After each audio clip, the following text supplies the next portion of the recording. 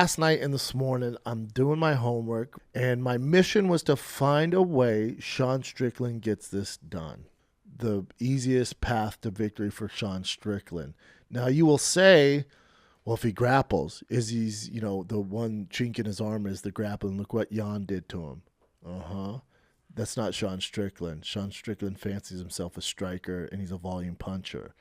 Um, I'm trying to figure this out, and not to there's no hate on Sean Strickland. I like the guy. He's one of my favorite personalities in the sport. We have him on the show. Great dude. What he's done, with his records, insane, man, insane. But this is black and white. Take out my like for Sean Strickland. Take out my love for Izzy. Take all that out. This is black and white.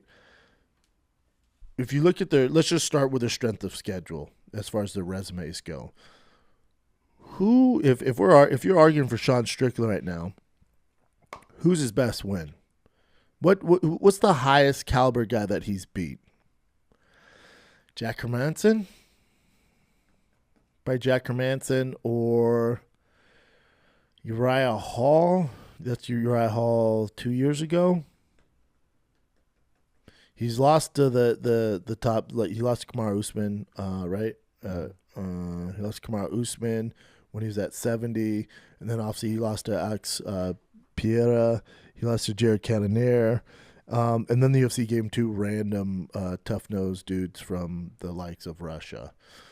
His best win, I would say, Jack Hermanson's a good win. That's a split decision, by the way.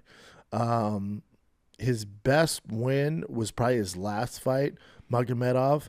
If you know Magomedov, stylistically, bad fight for Sean Strickland, and he got it. He mollywopped this dude. This dude should have gave him all the problems, and he just didn't. Sean just put it on him and absolutely melted this dude. So that's probably his best win against his toughest opponent, his last one, which is good if you're a Sean Strickland fan. But as far as strength of schedule, again, to correlate this to football, this is strength of schedule.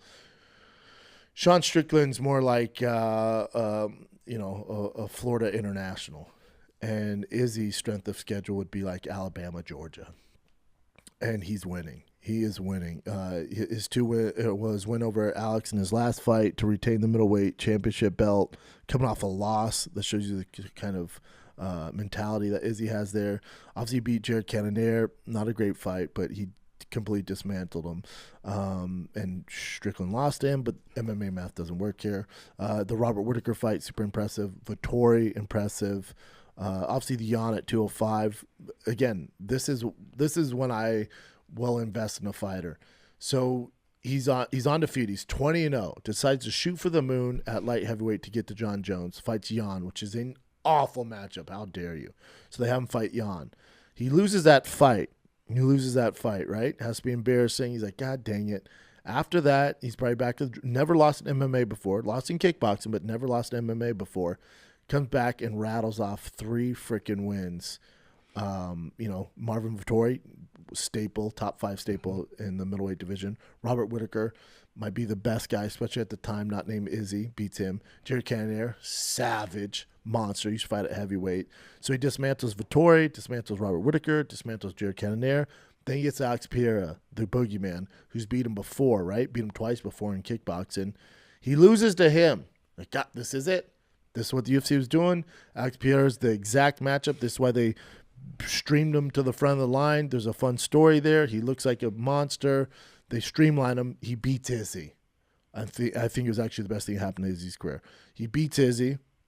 Like, man, what is he going to do? This guy's bigger. He has the same credentials as far as kickboxing goes. He's beat him twice. Now he's 3-0. What are we going to do? Izzy gets knocked out. Here we go.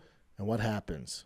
Izzy comes back and knocks him out in the second round. Again, shows you the mental fortitude of Izzy. That's why he's the very, very, very best that we have to offer. And so when you look at Strickland, and again, if you're a Strickland fan, which I am, do not get this confused. If you're a Strickland fan, what is your argument that he deserves this title shot? That's another fun argument. It shows you the state of the middleweight division, where it's at. Strickland's success also shows you the state of the middleweight division where it's at. with his skill set. When you break this fight down, remember when Khabib was fighting and we knew he wanted the takedown, right? We knew he was going to get the takedown. And because he was so dedicated to that Dagestanian wrestling, and obviously his dad's his coach, he's traded with Makhachev. They come up as kids. They're carrying goats up the hill. And he dedicated his entire life to this form of wrestling. Well, the advantage there is, let's say he's fighting a guy who has American-style wrestling, or a guy that doesn't have a wrestling background, but he somehow adapted to the wrestling in MMA, then he can stop the double leg. He can stop the single leg. If you have double unders, he can navigate that. He's good against the cage. The issue with that is, unless you've been doing it as long as Khabib has, you might have, let's say you have 5 world-class takedowns or takedown defenses. The issue with that, when you fight a guy like Khabib, he has 20. So your 5 world-class takedown defenses or takedowns, if those don't work, you are out of luck. You are screwed. You're super screwed, and it's not going to be successful. You're going to have a long night in the office. Well, how that relates to Sean Strickland, if you look at Sean Strickland's fights and you break his fights down, his path to victory in his arsenal, there's not a ton of ways that he can get this done. Now, it's MMA. So all this being said, it is MMA. Things can happen. Not that I'm saying Izzy's going to do this, and he's never shown this in any fight he's ever had, but say he shows up like Luke Rockhold did when he was champ against Bisping, and you don't respect the guy at this level. I don't care who you are, ranked number 20, ranked number 1, undefeated, coming off 2 losses. It doesn't matter. If you don't take the guy serious, you're going to lose the fight. It's just the way it goes. At this level, it's just the way it goes. So can Strickland land a punch and knock out Izzy? Yeah. Odds of him do it, not freaking good. So if Izzy doesn't take this fight serious, we're going to get a much different fight. Izzy's never shown that in the past. I definitely don't expect them to do that in this fight. But back to Sean Strickland and his arsenal. So with Sean Strickland, his left hook's good. His jab can be good. His Philly shell style of fighting, which is a version of it, but remember, in boxing, you have less to worry about with the leg kicks, the elbows, the knees, the takedowns. So he has a much more square stance. It works and it doesn't. It's worked for Sean to a certain extent, but when he fights very high-level strikers, that's not going to work. It's not going to work, and we've seen it against Alex Pierre. It was just a matter of time. But we all thought going into that fight that he was going to grapple more, and it's just not who Sean Strickland is. That's why we love him. That's why you love him. He does bring it. He brings that volume, he brings that pace, and he melts guys like he did against Magomedov. And that will work at a certain level until you get to the upper echelon guys, especially with the striking of Izzy, the striking of Alex, where they've seen it all. And you're one-dimensional.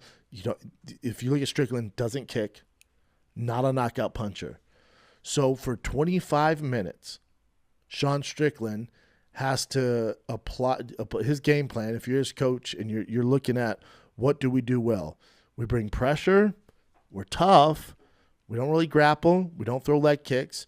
So you have to hope that he can manage the distance, not get hit with a bomb from Izzy, and just keep Izzy on the back of his heels and get him and just aggressively hunt this guy down for 25 minutes, probably win decision. You're not going to KO him. It's not your thing. He's a decision fighter. And if you're his coaching staff, you're looking at this going, it's going to be tough. Can Sean Strickland, with his Philly shell style fighting and not a knockout artist, can that style, that limited style where it's a jab, a good hook, hopefully the right opens up, no kicks, no takedowns, jiu-jitsu is not really our thing. And is that level of styling and that limited style good enough not for Izzy to figure out in 25 minutes and land a bomb? The odds in history would say no. I think what is Izzy a plus 600? Or a minus 600? He's a heavy favorite, minus 600. Yeah. Izzy should probably be, again, this is no disrespect. This is very black and white, just analytical thinking. To me, Izzy should probably be somewhere in the ballpark of minus 2,000. For Sean, if you're looking at this fight, you're going, what can we capitalize on? Again, the Sean Strickland fan base, we can grapple. When has he ever done that? If there was a time to do it, it'd been the Alex Pierre fight. Now, to that extent, when I had him on Food Truck, I said, that Alex fight, what happened? I thought you could get it done. We've never seen anybody grapple Alex. I thought you'd be the guy. He goes, I was planning to, and then I got in there and I just did my thing. Next thing you know, I wake up on the canvas. Okay, so does he learn from that fight? I don't. Sean Strickland, his experience, I don't know if you're gonna change that mentality. Also, he's been very successful with that mentality. Very successful with his skill set. He's 27-5, dude. So you go tell that guy in the gym, hey man, I know all you do is spar, but let's add in a wrinkle. Let's add this in. Let's add this in. Maybe we should try this. He's going, nah, man. I won 27 fights like this out of 32. Kick rocks, nerd. And I don't think he's going to do it in the biggest fight of his life.